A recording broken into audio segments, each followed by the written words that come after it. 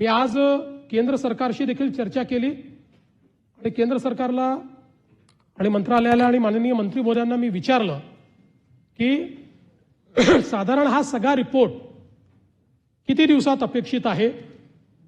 त्यांनी मला हे सांगितलं की साधारणपणे जानेवारीपूर्वी हा रिपोर्ट येईल, अंतिम रिपोर्ट जो आहे। आणि हाच रिपोर्ट सगळ्यात महत्त्वाचा आहे।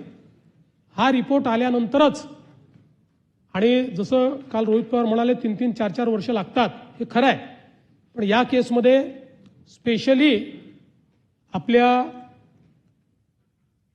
केंद्र सरकारने विनंती केली आहे, कारण परदेशातले सगळे तज्ज्ञ याच्यात घेतलेले आहेत, अमेरिकेतली एजन्सी आपण याच्यामध्ये घेतलेली आहे, आणि म्हणून त्यांना विनंती केली आहे आणि त्या सगळ्यांनी ते मान्य केलं आहे।